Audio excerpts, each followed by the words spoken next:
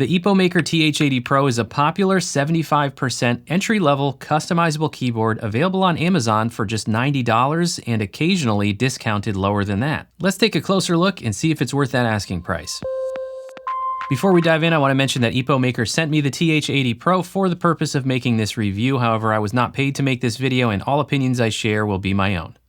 I recently reviewed the Epomaker TH80X, which is the newer version of the TH80 platform that offers an LCD screen and a huge 8,000 mAh battery. Now, the TH80 Pro has a few key differences to the TH80X that we will talk about in this video, but first, I want to correct something that I said in the video about the TH80X that was wrong. In that video, I said this. Right alongside the TH80 Pro, which doesn't have the LCD screen, but it does have QMK via compatibility. I could have sworn that while I was looking into the different TH80 models, I saw that it was QMK via compatible with the TH80 Pro model. However, it is not. The TH80 Pro also uses the Epomaker driver software, the same software that the TH80X uses. Of course, it just doesn't have the LCD customization in it. So my apologies for getting that incorrect. Okay, so let's dive into all the features and specifications of the TH80 Pro, and then we'll do our pros and cons. The Epomaker TH80 Pro is a 75% ANSI layout with 80 keys and an encoder knob, and it's also available in an ISO layout through Epomaker's website. Construction of the TH80 Pro is ABS plastic with a metal switch plate and PE foam between the plate and PCB, and some additional thin PE foam in the case bottom. Dimensions are 328 by 142 by 40 millimeters, and the weight is 1 kilogram. There are two colorways available, Monet and Theory.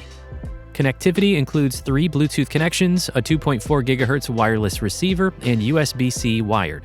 The battery capacity is 4,000 mAh, and Epomaker doesn't state an estimated use time on their site, but I had no problem using it for a week with the backlighting off on the 2.4 GHz connection. The TH80 Pro is hot swappable, and switch options include Gatoron black and yellow linear switches and the Epomaker Flamingo linear or the Epomaker Budgerigar tactile switch. Keycaps are die-sub PBT in the MDA profile, and they're quite thick at 1.8 millimeters. The backlighting is south-facing RGB with 18 modes, however, the keycaps are not shine-through. Customization, including remapping and adding macros, can be done with Epomaker driver software available on Windows and Mac, but the TH80 Pro is not QMK via compatible. The Epomaker TH80 Pro is available on Epomaker's website and is priced at $99.99. And it's also available on Amazon in the United States at the time of filming currently for $89.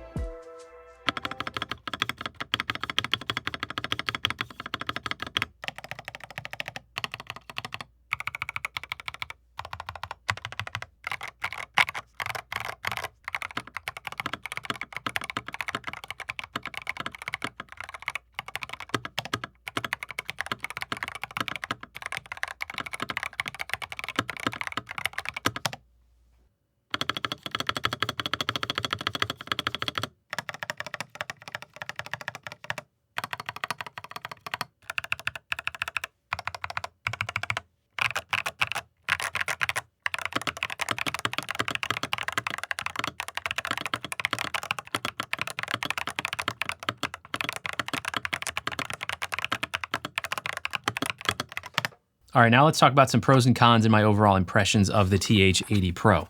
As usual, we will start with the pros.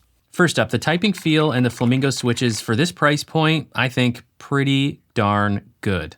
This is one of the thockier sounding keyboards I have tried that's at a kind of an entry level, more budget friendly price point. Just like the TH80X, sounds really nice, I think, for an all ABS keyboard. Now the keycaps here are different than they were on the TH80X that I reviewed. TH80X had ABS keycaps in a slightly different profile. These are the MDA profile and they are PBT. And I do like the typing feel of this keycap profile. Their MDA profile I find quite enjoyable. Now another pro for me, the operating system recognition. I did not know that that was a feature the TH80 Pro had when I took it out of the box and first started using it. I ended up taking out the instruction manual and trying to find what's the key command for switching between Mac and Windows. So I actually started to get a little frustrated until I noticed it's just working. It turns out that it automatically recognizes the operating system and it just automatically converts, your modifier keys. The fact that I don't have to think about a key command or a switch going back and forth between my two computers, to me, that's awesome. And similar to the TH80X, the connectivity options here are a pro for me. I really always like having a 2.4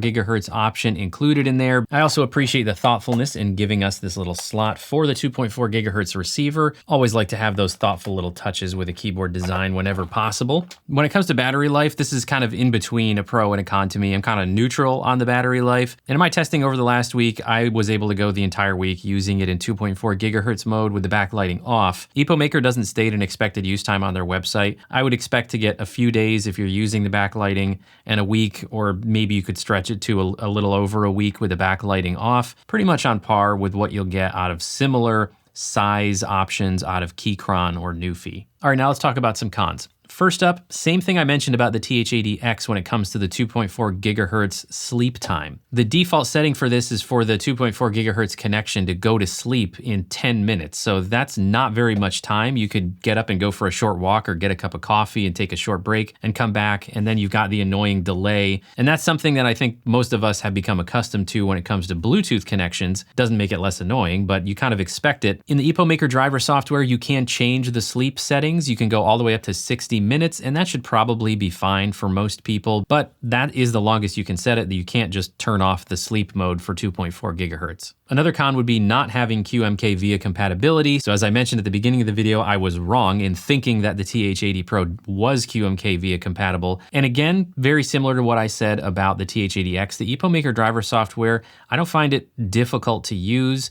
I think it's great to have some customization ability, but at the same time, I prefer QMK via. One other small con to me is I wish there was a physical switch to go between off wired and wireless modes. This is one thing that I really like both Keychron and Newfie's implementation of. Their power switches are a three-way switch where off is just completely off, not even the wired mode will work. I just like that. I think it's a little bit easier to keep track of, whereas with the TH80 Pro, you've got a power switch here on the bottom, but when it's in the off position, the wired connection works and works consistently, works fine. In fact, I used it for a couple of days in the wired mode without even realizing that the switch was off. When you turn it on, that's where it gets a tiny bit confusing to me, because with it on, it can still work in the wired mode, but you have to use a key command to put it in wired mode. And I did run into a couple of instances in the last week where I had to hit that key command more than once to actually get it to switch from the 2.4 gigahertz back into the wired mode when the power switch was on. Now, if you don't switch between your connections frequently, that's probably not something you'll run into. One other minor con here has to do with the layout that they used for the TH80 Pro. They kind of went with, this is like somewhere in between the compact 75% layout and then the exploded 75% layout that, say, Keychron uses on their Q1 Pro. But what that kind of resulted in here is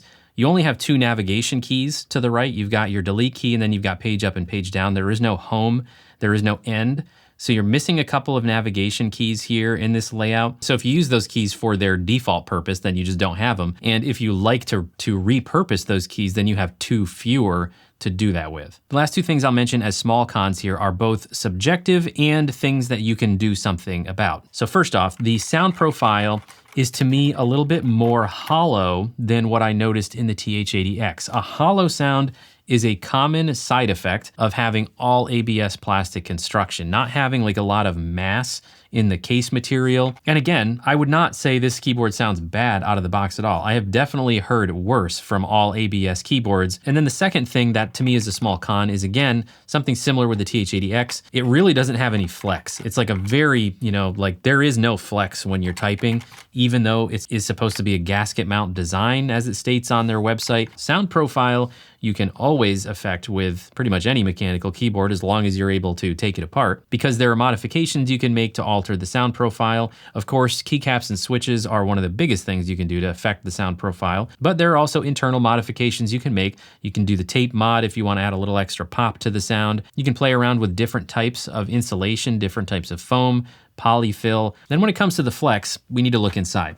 It is a gasket mount design, as Epomaker states. We have gaskets here on these contact points. They are pretty firm gaskets. They are not like super squishy silicone or pour on. They're pretty dense feeling to me, so that's one reason why there's not a ton of give here. You could try to swap these out, these rubber strips, with something that is a little softer, a little squishier, that has more flex. Maybe worth tinkering with to you, maybe not to other people. The second reason why it's not going to be super flexy, that is a little bit less within your control, is the plate material. So the plate material is actually not stated on Epomaker's website, but this is a metal plate. So those are really the two reasons why you don't have a ton of flex here. You've got pretty stiff gaskets at the contact points with your PCB assembly, and then you've got a metal plate. All right, so overall, would I recommend the TH80 Pro? It kind of depends on what you're looking for. I think if you're looking for 75% layout at an entry price point to get into mechanical keyboards, or you just, like the sound of this one, even if you're not looking to get into mechanical keyboards, I do think you could definitely do worse than the TH80 Pro. It's just a matter of, is it gonna strike the right balance for you and meet all of your needs? I think there are keyboards out there for just a little bit of a higher price tag, like the Newfie Halo 75, that are a little bit more polished, a little more refined,